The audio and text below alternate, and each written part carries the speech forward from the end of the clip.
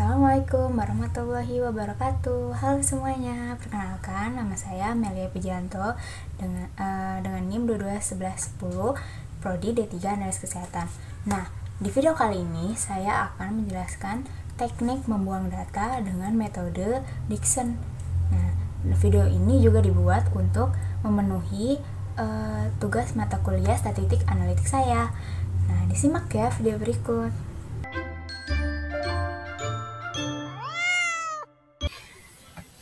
Nah, pertama-tama yang kita perlu lakukan itu datanya diurutkan terlebih dahulu. Nah, data yang saya miliki ini belum terurut dengan sesuai dengan jumlahnya. Nah, gimana sih cara urutnya? Nah, dari sebelum video sebelumnya, cara mengurutnya itu kita copy terlebih dahulu datanya dari set nomor 7, lalu klik yang ada di kanan atas. Nah, seperti ini yang sort and filter. Lalu klik yang sort smallest to large. Kita urutkan dari yang terkecil sampai yang terbesar. Tuh. Kita klik, lalu kita klik yang continue with the current selection. Nah, kita klik karena kita tidak perlu mengurut kalau ininya diurutkan, nah ininya juga mengikuti gitu, ininya juga keubah gitu, jadi ininya saja yang diurutkan gitu, nomornya tidak usah. Kita klik sort. Nah, lalu data otomatis akan diurutkan secara otomatis dari 0,3, 0,4, 0,6, 62, 65, 0,7 dan seterusnya. Lalu langkah yang kedua yang kita bisa pakai itu perhatikan jumlah data. Nah, data yang saya punya yaitu ada 7. Nah, ada 7 data, lalu kita bisa melihat dekritisnya. Nah, kita bisa memakai dekritis yang, karena data aku ada 7, maka dekritisnya 0,569. Kenapa? Nah, saya menunjukkan tabel data seperti ini. Nah, kita bisa lihat tabel data yang ini itu data ke-7 saya itu dekritisnya adalah 0,569. Nah, kalau misalkan jumlahnya berbeda, misalkan 3 atau 4, 5, 6 atau seterusnya, itu tuh dekritisnya berbeda-beda. Jadi dekritis itu ditentukan oleh jumlah data. Gitu.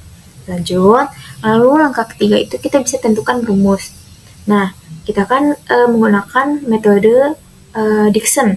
Nah, metode Dickson ini yang bisa kita lihat, kita ada data minimal, data terendah, dan data tertinggi. Nah, rumusnya seperti ini ya, kalau menggunakan data Dickson. Nah, sebelum kita mulai, nah kalian pasti bingung ya, ada yang masih bingung X2, X1, Xn, terus ada Xn-1 itu apa? Nah, jadi X1 itu yaitu data pertama.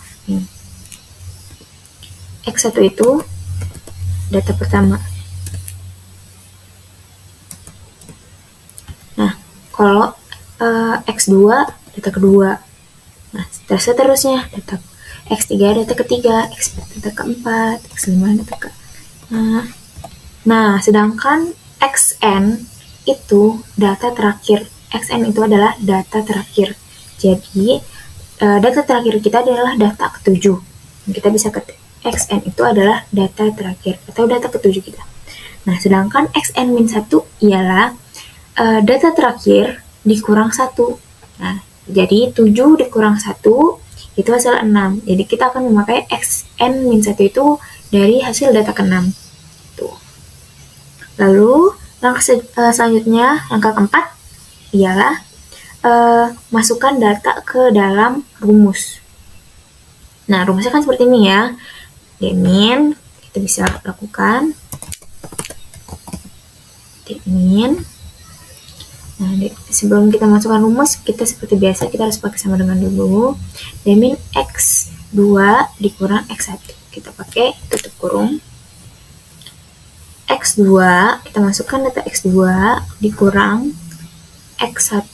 Kita masukkan X1, tutup kurung, dibagi. Dibagi itu pakai tanda garis miring.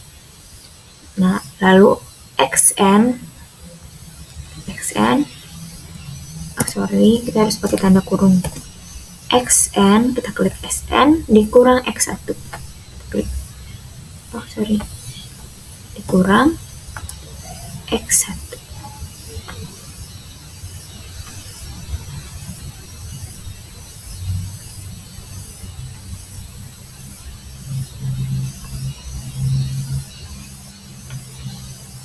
Tutup kurung.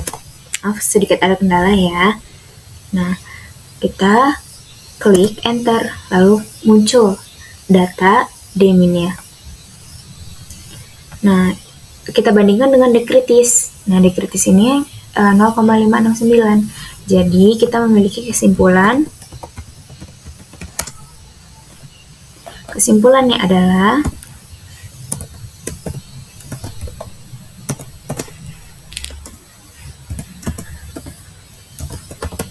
demin dengan nilai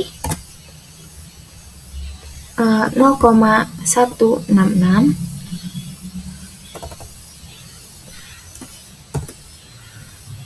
lebih kecil daripada dekritis dengan nilai 0,569. Maka data terendah tidak perlu dibuang.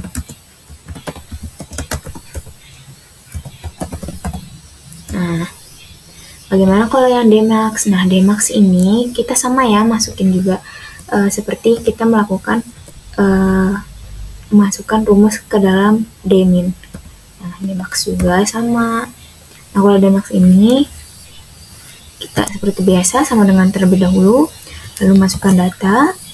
Nah, XN berarti nilai akhir ya, data terakhir dikurang dengan XN-1, yang tadi yang saya sudah katakan kalau XN-1 itu data akhir dikurang 1, berarti gunakan data 6. Tutup kurung, dibagi, garis miring, buka kurung,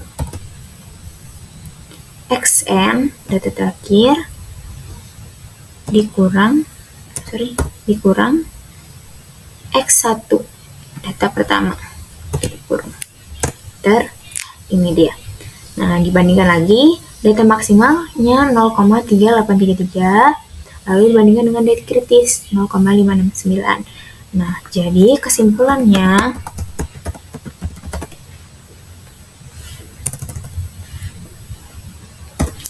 adalah Dmax atau Dmax dengan nilai 0,3833 lebih kecil daripada dekritis dengan nilai 0,569. Maka data tertinggi tidak perlu dibuang.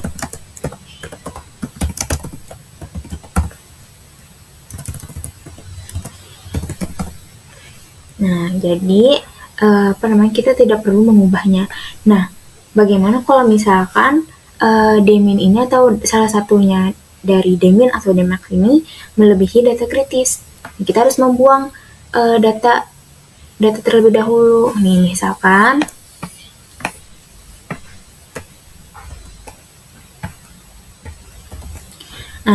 kan data yang kita miliki ini lebih tinggi daripada dekritis. Nah, berarti salah satu datanya kita harus dibuang dulu. Tuh. Nah, harus dibuang dulu.